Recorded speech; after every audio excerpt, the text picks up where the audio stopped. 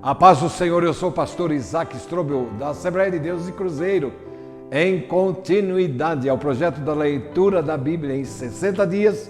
Vamos ler no livro de Romanos, a partir do capítulo 6. Vamos à leitura de hoje. Que diremos, pois? Permaneceremos no pecado para que a graça seja abundante? De modo nenhum. Nós que estamos mortos para o pecado, como viveremos ainda nele? Ou não sabeis que todos quantos fomos batizados em Jesus Cristo, fomos batizados na sua morte?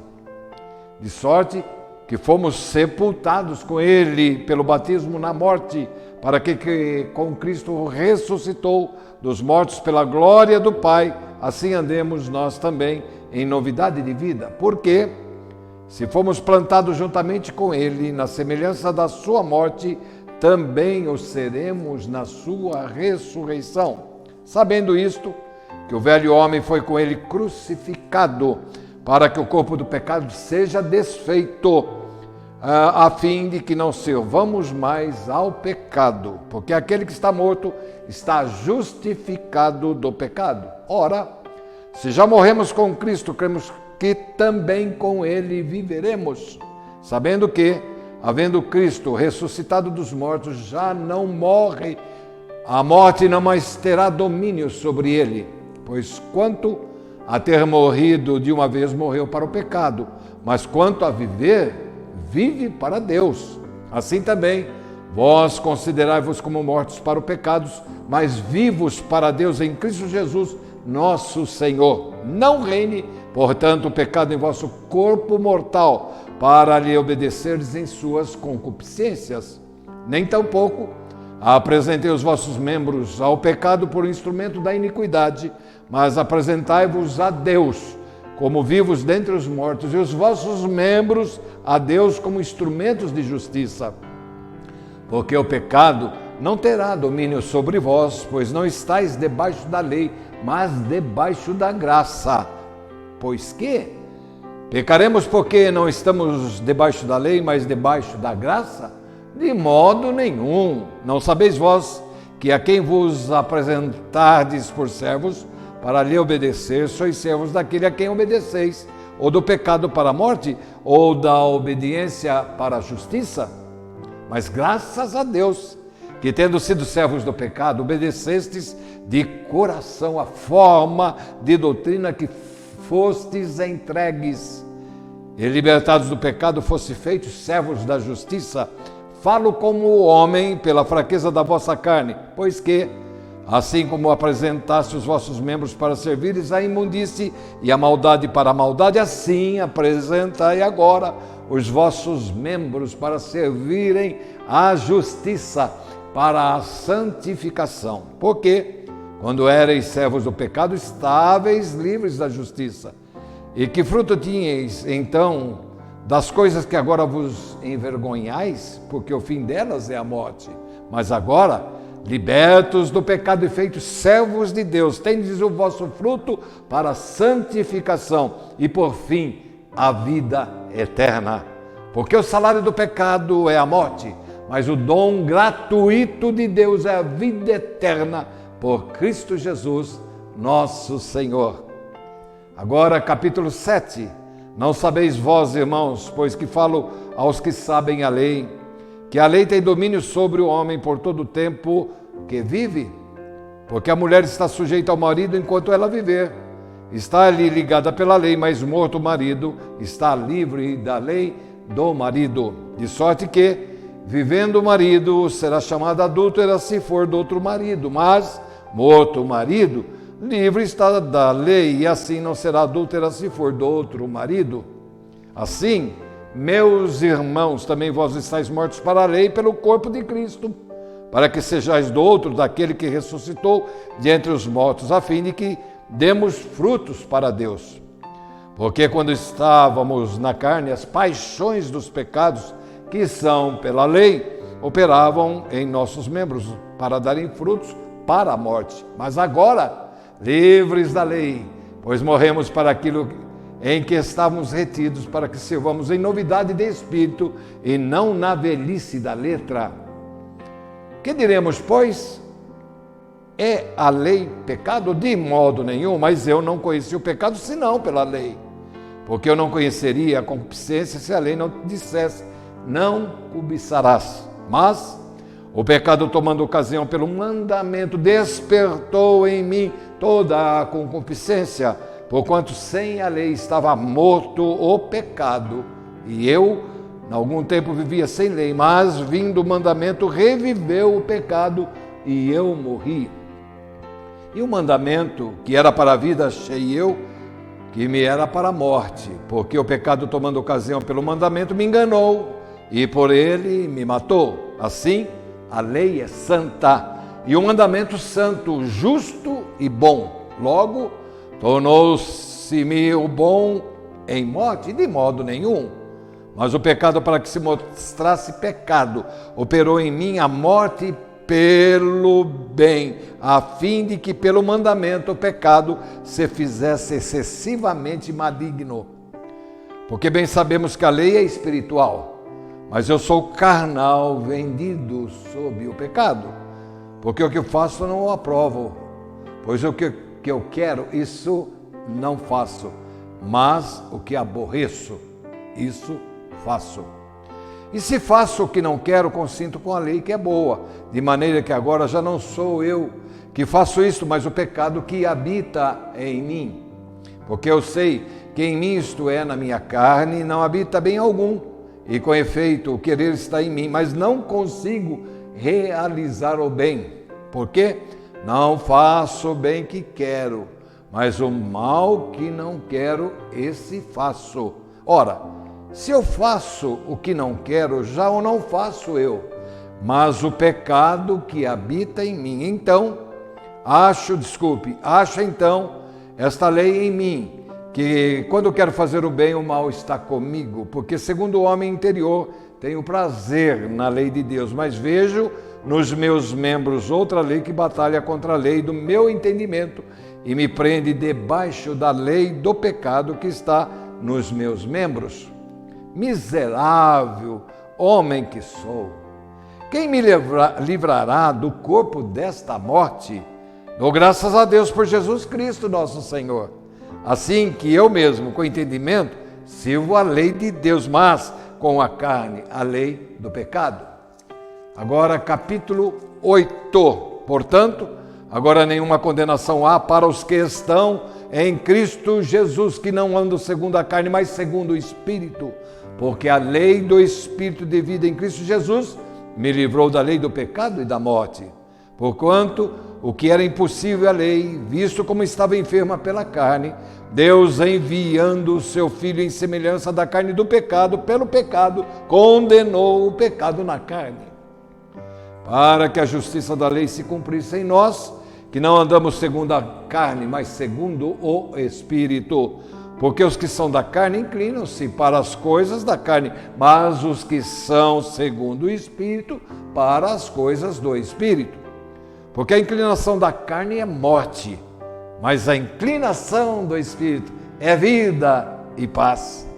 Porquanto a inclinação da carne é inimizade contra Deus, pois não é sujeita à lei de Deus, nem a verdade o pode ser. Portanto, os que estão na carne não podem agradar a Deus.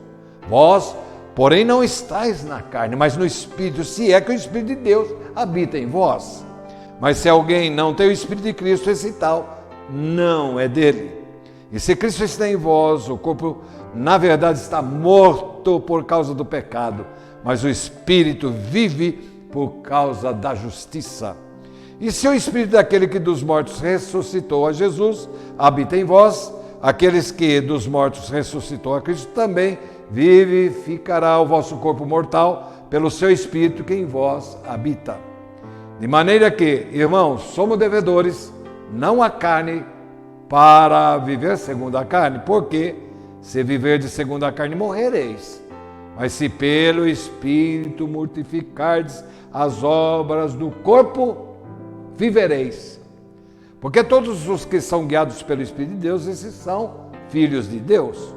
Porque não recebeste o espírito da escravidão, para outra vez estardes em temor, mas recebeste o espírito de adoção de filhos, pelo qual clamamos, Abba, Pai. O mesmo Espírito testifica com o nosso Espírito que somos filhos de Deus. E se nós somos filhos, somos logo herdeiros também, herdeiros de Deus e co-herdeiros de Cristo, se é certo que com Ele padecemos, para que também com Ele sejamos glorificados.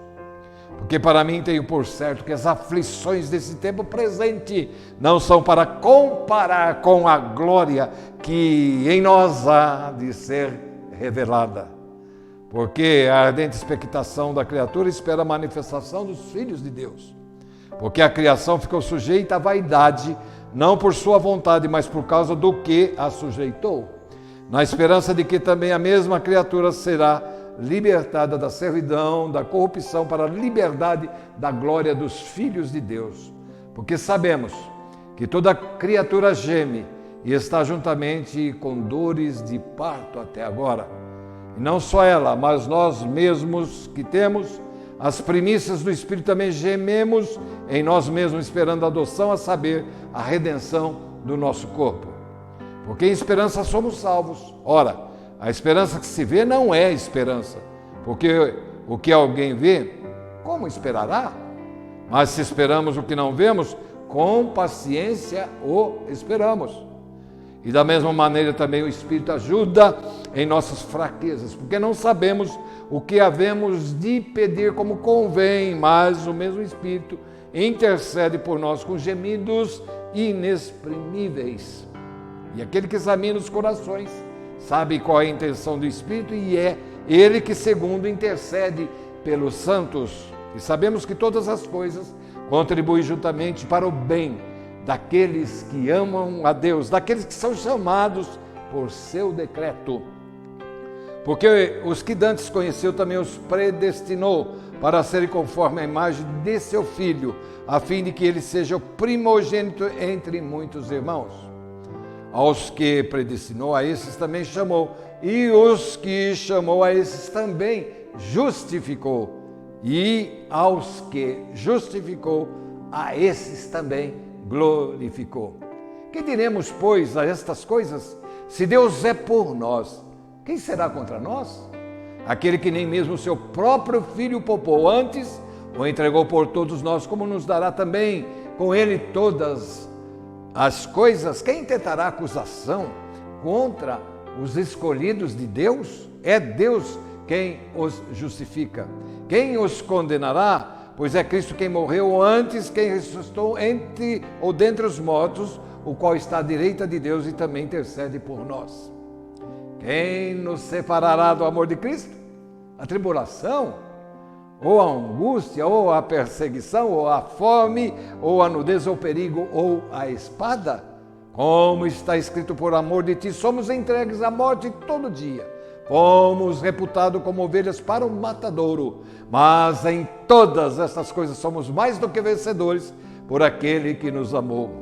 Porque estou certo de que nem a morte, nem a vida, nem os anjos, nem os principados, nem as potestades, nem o presente, nem o porvir, nem a altura, nem a profundidade, nem alguma outra criatura nos poderá separar do amor de Deus que está em Cristo Jesus, nosso Senhor. Capítulo 9. Em Cristo digo a verdade, não minto, dando-me testemunho, a minha consciência no Espírito Santo. Tenho grande tristeza e contínua dor no meu coração, porque eu mesmo poderia desejar ser separado de Cristo por amor de meus irmãos, que são os meus parentes segundo a carne, que são israelitas, dos quais é adoção de filhos, e a glória, os concertos, a lei, o culto, as promessas, os quais são os pais, dos quais é Cristo segundo a carne, o que é sobre todos, Deus bendito eternamente. Amém. Não que pela palavra de Deus haja faltado, porque nem todos os que são de Israel são israelitas, nem por serem descendentes de Abraão são todos filhos, mas em Isaque chamará será chamada a tua descendência, isto é, não são os filhos da carne que são filhos de Deus, mas os filhos da promessa são contados como descendência, porque a palavra da promessa é esta: por esse tempo virei e Sara terá um filho. E não somente esta, mas também Rebeca, quando concebeu, de um Isaque, nosso pai, porque não tendo eles ainda nascido, nem tendo feito bem ou mal, para que o propósito de Deus, segundo a eleição, ficasse firme, não por causa das obras, mas por aquele que chama. Foi-lhe dito a ela: o maior servirá ao menor. Como está escrito: amei Jacó e aborreci Esaú. Que diremos, pois? Que a injustiça da parte de Deus? De maneira nenhuma. Pois diz Moisés: compadecer-me-ei de quem me compadecer, e terei misericórdia de quem eu tiver misericórdia. Assim, pois, isso não depende do que quer, nem do que corre, mas de Deus que se compadece. Porque diz a Escritura a Faraó: para isto mesmo te levantei, para em ti mostrar o meu poder e para que o meu nome seja anunciado em toda a terra. Logo, pois compadece-se de quem quer e endurece a quem quer. Dir-me-ás então, por que se queixa ele ainda? Porquanto quem resiste à sua vontade? Mas o homem, quem és tu, que a Deus replicas? Porventura a coisa formada dirá ao que a formou: por que me fizeste assim? Ou não tem o oleiro poder sobre o barro? Da mesma massa fazer um vaso para a honra e outro para a desonra? E que direis se Deus, querendo mostrar a sua ira e dar a conhecer o seu poder, suportou com muita paciência os vasos da ira preparados para a perdição, para que também desse conhecer as riquezas da glória nos vasos de misericórdia, para que a glória já dantes preparou, os quais somos nós, a quem também chamou, e não só dentre os judeus, mas também dentre os gentios. Como também diz em Oséias: chamarei meu povo ao que não era meu povo, e amada a que não era amada. E sucederá que no lugar em que lhes foi dito: vós sois meu povo, aí serão chamados filhos de Deus vivo. Também Isaías clamava acerca de Israel: ainda que o número dos filhos de Israel seja como a areia do mar, o remanescente é que será salvo. Porque o Senhor executará a sua palavra sobre a terra, completando-a e abreviando-a. E como antes disse Isaías: se o Senhor dos exércitos nos não deixará descendência, teríamos sido feitos como Sodoma e seríamos semelhante a Gomorra. Que diremos, pois? Que os gentios que não buscavam a justiça alcançarão a justiça? Sim, mas a justiça que é pela fé. Mas Israel, que buscava a lei da justiça, não chegou à lei da justiça. Por quê? Porque não foi pela fé, mas como que pelas obras da lei. Tropeçaram na pedra de tropeço, como está escrito: eis que eu ponho em Sião uma pedra de tropeço, uma rocha de escândalo, e todo aquele que nele crer não será confundido. Capítulo 10. Irmãos, o bom desejo do meu coração e a oração a Deus por Israel e para a sua salvação, porque lhes dou testemunho de que têm zelo de Deus, mas não com entendimento. Porquanto, não conhecendo a justiça de Deus e procurando estabelecer a sua própria justiça, não se sujeitaram à justiça de Deus. Porque o fim da lei é Cristo, para a justiça de todo aquele que crê. Ora, Moisés descreve a justiça que é pela lei, dizendo: o homem que fizer estas coisas viverá por elas. Mas a justiça que é pela fé diz assim: não digas em teu coração: quem subirá ao céu? Isto é, trazer do alto a Cristo? Ou quem descerá ao abismo? Isto é, trazer dentre os mortos a Cristo? Mas que diz? A palavra está junto de ti, na tua boca e no teu coração. Esta é a palavra da fé que pregamos, a saber, se com tua boca confessares ao Senhor Jesus e em teu coração creres que Deus o ressuscitou dos mortos, serás salvo. Visto que com o coração se crê para a justiça e com a boca se faz confissão para a salvação. Porque a Escritura diz: todo aquele que nele crer não será confundido, porquanto não há diferença entre judeu e grego, porque um mesmo é o Senhor de todos, rico para com todos os que invocam. Porque todo aquele que invocar o nome do Senhor será salvo. Como, pois, invocarão aqueles que não creram? E como crerão naqueles que não ouviram? E como ouvirão se não há quem pregue? E como pregarão se não forem enviados? Como está escrito: quão formosos os pés dos que anunciam a paz, dos que anunciam coisas boas. Mas nem todos obedecem ao Evangelho, pois Isaías diz: Senhor, quem creu na nossa pregação? De sorte que a fé é pelo ouvir, e ouvir pela palavra de Deus. Mas digo, porventura, não ouviram? Sim, por certo, pois toda a terra saiu a voz deles e as suas palavras até o confim do mundo. Mas digo, porventura Israel não o soube?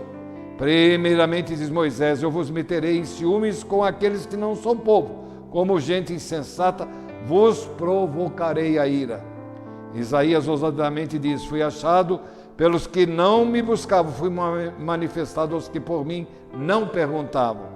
Mas contra Israel, todo dia estendi as minhas mãos a um povo rebelde e contradizente. Concluímos, queridos, mais um trecho da Bíblia, da leitura da Bíblia em 60 dias. Não se esqueça de registrar a sua participação clicando no link que deixamos aqui no comentário e também na descrição do vídeo. Acompanhe as demais leituras para juntos lermos a Bíblia em 60 dias. Fique com Deus. A paz do Senhor.